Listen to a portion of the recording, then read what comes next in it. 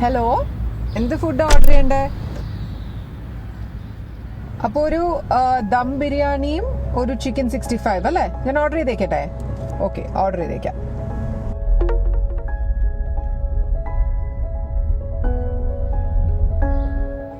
ഞാൻ നിന്നെ വിളിക്കട്ടോ.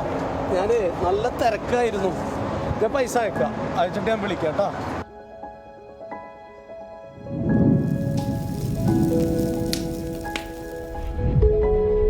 ഫുഡ് എത്തിയിട്ടില്ല, കുറെ നേരമായല്ലോ.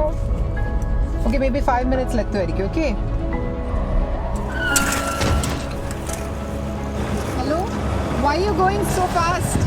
Why you going so fast? Too much order, man. You go slow though. അതെ, മലയാളിയാണോ? ഞാൻ എപ്പോഴും പറയണമെന്ന് വിചാരിക്കും, നിങ്ങൾ ഈ ഓർഡർ ഒക്കെ ഡെലിവറി ചെയ്യുന്ന സമയത്ത് കുറച്ചുകൂടെ പതുക്കെ പോയാൽ എന്താ?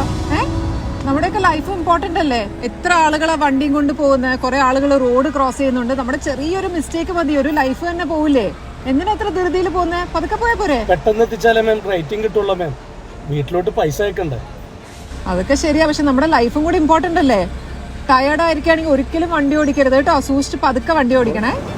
ഓക്കെ, ഒരുപക്ഷെ നമ്മുടെ വീട്ടിലേക്ക് ഫുഡ് എത്തിക്കുന്നതിന്റെ തിരക്കിലായിരിക്കും ഇവര്. അങ്ങനെ നോക്കിക്കഴിഞ്ഞാൽ ഇവരുടെ സേഫ്റ്റി നമ്മുടെ റെസ്പോൺസിബിലിറ്റി അല്ലേ? These riders are new on the road. അപ്പൊ എക്സ്പീരിയൻസ് ഉള്ള നമ്മൾ എന്ത് ചെയ്യണം? You should always watch out for these riders on the road. Check your blind spots. ഇപ്പൊ ഇവര് ഇടയിൽ കൂടെയൊക്കെ കയറി വരുന്ന സമയത്ത് we need to be more watchful. So next time നമ്മൾ ഫുഡ് ഓർഡർ ചെയ്ത് ഡെലിവറി എത്താൻ അല്പം വൈകി കഴിഞ്ഞാൽ the faces should come to our mind. Don't over pressurise dum.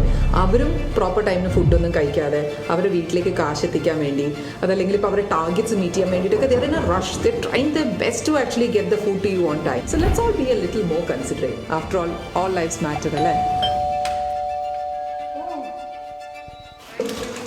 സൂക്ഷിച്ച് വണ്ടി ഓടിക്കും കേട്ടോ. Thank you ma'am. ഓക്കെ.